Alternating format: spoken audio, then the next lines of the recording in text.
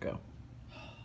Right. Today I'd like to talk about swearing, the benefits of it, and I guess this is really more of a defense of swearing, because I think that it comes under a lot of attack, and I think that a lot of the time people don't actually see what all swearing does.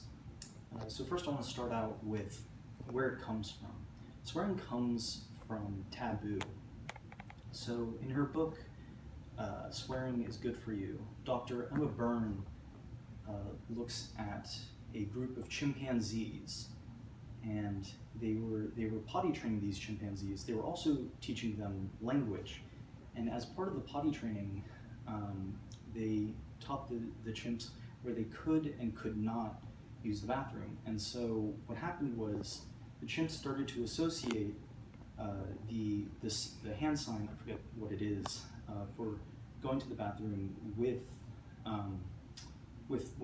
shame and with sort of uncleanliness. And so what happened was when the scientists wouldn't feed them more than they wanted, they'd often start to say that those scientists were dirty. They would use the same sign for going to the bathroom and associate it with the person.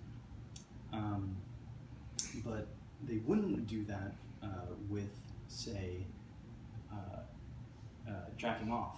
And so the chimps would actually would often masturbate in front of the scientists, and because the scientists never condemned them for that, for a chimp, to quote Dr. Byrne, they could call, it would be significant for them to call someone a shit, but it wouldn't be significant for them to call someone a wanker. She's British. I guess for us it would just be a jack off.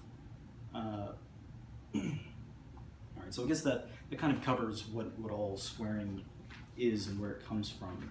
So I think there are a multitude of reasons why swearing can be beneficial. I guess we'll start with a simple one.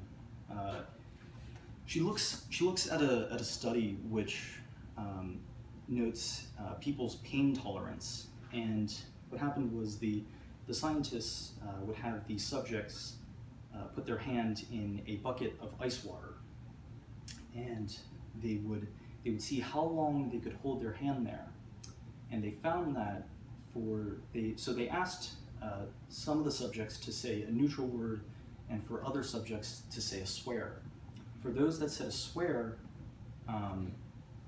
they would say it, they could last about 2 times as long as the ones who said a neutral word. And also, afterwards, they reported feeling less pain than the people, who didn't swear. But so that's kind of a small one, but I think the bigger I guess way that swearing helps is how it helps with team building. So to quote her her book, research shows that swearing can help build teams in the workplace.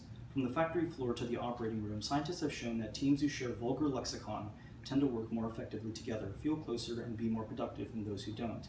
These same studies show that managing stress in the same way that we manage pain with a swear is more effective than any number of team building exercises.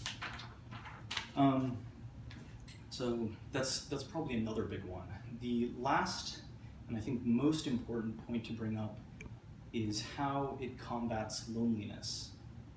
So this is a little strange. I guess first of all, it's important to note that in the US and in developing countries, loneliness is becoming more and more of a problem.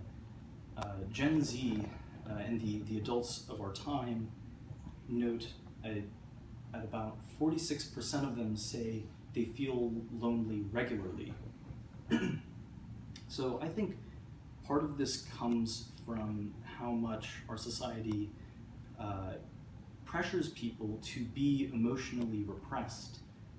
And I think one way to combat that emotional repression is through swearing, because swearing by its nature is emotionally open. It telegraphs what you're thinking, what you're feeling rather, more than a lot of other verbal language. In a lot of ways, it functions more like non-verbal language in that way. So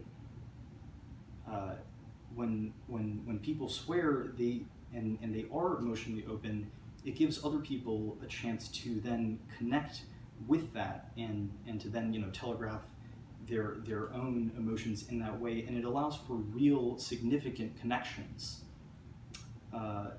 in a way that you just can't get otherwise. And that is, I think, the most important aspect of swearing. Thank you.